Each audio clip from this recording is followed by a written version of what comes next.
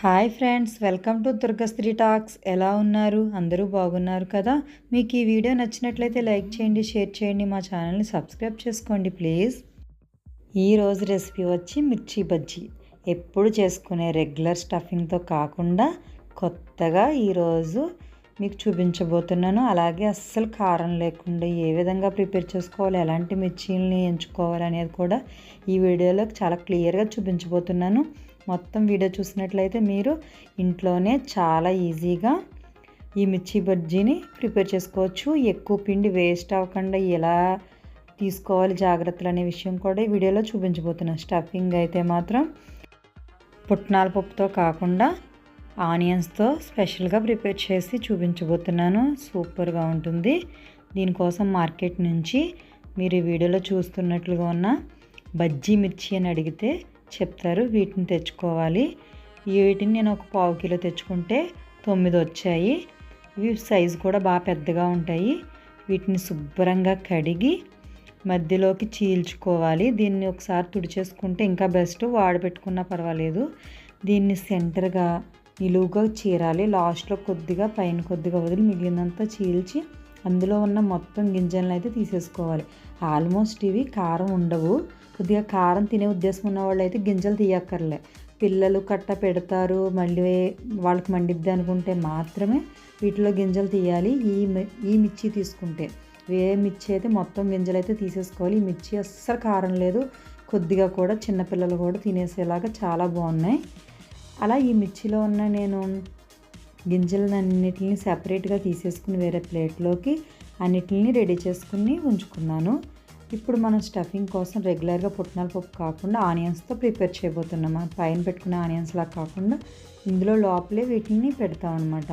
ఒక 2 ఆనియన్స్ని చిన్నగా తరిగి అందులో సాల్ట్, కొద్దిగా వాము, అలాగే కారం, నిమ్మరసం, ఒక పెద్ద నిమ్మరసాన్ని తీసుకుని వీటన్నిటిని బాగా మిక్స్ చేసుకోవాలి.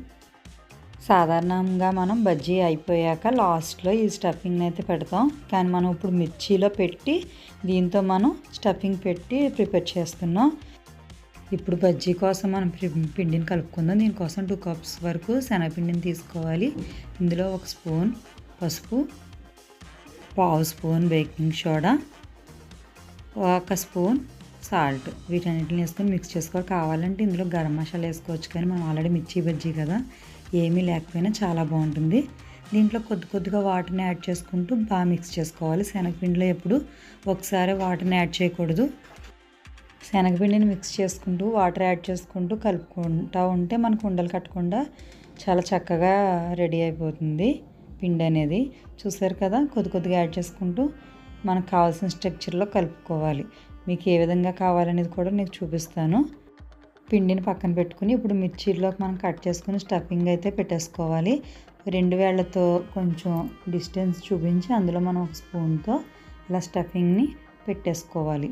ఇలా పెట్టుకుంటే కారం ఉండదు, టేస్ట్కి టేస్ట్ చాలా బాగుంటుంది. మనం ఎప్పుడు పుట్నాల పప్పు, వాము, ఉప్పు కలిపి చింతపండు అన్న నిమ్మరసం అన్న యాడ్ చేసి దీనికోసం స్టఫింగ్ రెడీ చేస్తాం. దానికంటే కూడా చాలా టేస్టీగా ఉంటుంది. మనకి సమోసా టేస్ట్ అయితే కలిగిద్ది తింటున్నప్పుడు. ఇప్పుడు మనం శనగపిండిని కలుపుకున్న దాన్ని ఒక చిన్న గ్లాసులోకి, సన్నంగా ఉన్న గ్లాసులోకి తీసేసుకుంటే మనకి కొద్దిగా పిండి కలుపుకున్నా కూడా ఎక్కువ బజ్జీలకు ఉపయోగపడుద్ది. ఈ విధంగా చేసుకుని మనం ఆయిల్ని స్టవ్ మీద పెట్టుకుని బాగా కాగాక దానిలోకి మనం బజ్జీలను అయితే ఇలా డిప్ చేసుకుని వేసుకోవాలి.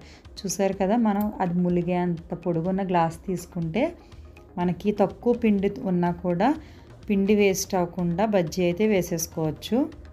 మీకు ఈ వీడియోలో చూపిస్తున్నట్లుగా నేను తీసుకున్న మిర్చీలు కూడా పొడవు ఎక్కువ ఉన్నాయి. నేను విడిగా వేసుకుంటే బజ్జీలకి నేను కలిపిన పిండి అయితే సరిపోదు. అందుకని నేను ఈ విధంగా గ్లాస్లోకి యాడ్ చేసుకుని పిండిని దీంట్లో జాగ్రత్తగా డిప్ చేసుకుని వేసుకుంటున్నాను. ఈ విధంగా అయితే నాకు చాలా ఈజీగా తక్కువ పిండితో ఎక్కువ బజ్జీలు అయితే వచ్చేసాయి. అలాగే మీరు కూడా ఈసారి ఇలా ట్రై చేయండి. మీరు ఎక్కువ పిండి కలిపేసి వేస్ట్ చేయక్కర్లేకుండా, ఎందుకంటే మనకి ములగాలి కదా బజ్జీ. దీనికోసం మనం ఎక్కువ పిండిని యూజ్ చేయ అవసరం లేకుండా తక్కువ పిండితోనే ఎక్కువ బజ్జీలు వేసుకోవచ్చు. అలాగే ఈ బజ్జీల్ని ఆయిల్లో వేసుకున్నాక అన్ని వైపులకి బాగా కలుపుకుంటూ తిప్పుకోవాలి. ఇవి గోల్డెన్ కలర్లోకి వచ్చాక మనం బజ్జీలను అయితే తీసేసుకోవచ్చు. వీటిని జాగ్రత్తగా మీడియం టు హై ఫ్లేమ్లో వేయించుకోవాలి. మిర్చి బజ్జీ వేసేటప్పుడు ఎప్పుడు బాగా థిక్గా ఉండకూడదు. పైన పొర మనం పిండిలోకి డిప్ చేసినప్పుడు యావరేజ్గా ఉండాలి. బాగా పలచగానే కాకుండా ఈ వీడియోలో చూపిస్తున్న బజ్జీలాగా ఎక్కువ అవ్వకుండా తక్కువ అవ్వకుండా ఉంటే బజ్జీ అనేది చాలా అంటే చాలా టేస్టీగా ఉండి అలాగే మిరపకాయ కూడా బాగా వేగుతుంది. చాలా రుచిగా అనిపిస్తుంది ఉడికి. ఇప్పుడు చూడండి స్టఫింగ్ అయితే ఎంత బాగుంటుందో. మనం విడిగా ఆనియన్స్ కట్ చేసుకుని పెట్టుకోకర్లేకుండా డైరెక్ట్గా ఇలా అయితే తినేయచ్చు. చాలా అంటే చాలా టేస్టీగా ఉంటుంది. ఈ వర్షాకాలంలో బయట నుంచి తెచ్చుకునే పని లేకుండా ఇంట్లో పిల్లలకి పెద్దలకి చాలా ఈజీగా చేసుకునే ఈ మిర్చి బజ్జీని మీరు కూడా ట్రై చేసేయండి. ఈ రెసిపీ మీకు ఎలా వచ్చిందో నాకు కామెంట్లో తెలియజేయండి. Thank you for watching.